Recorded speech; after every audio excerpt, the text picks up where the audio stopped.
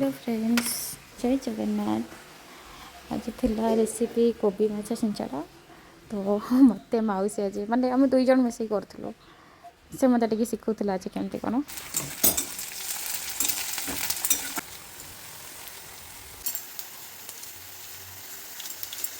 लंका गुंडा यहाँ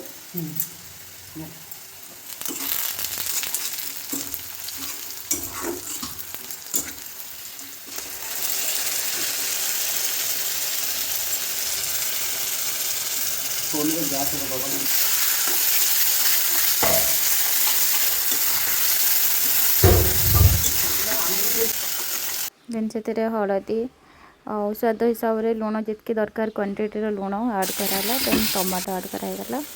देन यहाँ था चिकेन मसला, बेस मसला ऐड होना लंका गुंडा चिकेन मसला बस ऐड फुल पानी पकड़े से मसला गला पूरा कषि कषि गला पानी दे। हाँ हाँ देखो आलू मसला पड़ेगा। हाँ हाँ से मसला पानी जो हम दिया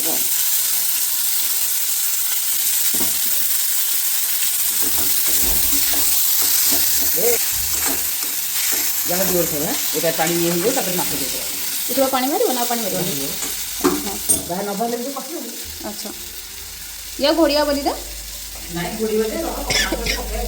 ये कषिगला माछ मुंड पड़गला। देन माछ पड़ो देन सेटा को भलसे घटाला। कोबीर क्वांटिटी जेहेतु अधिक थी तो अल्प अल्प कर पका जाऊला।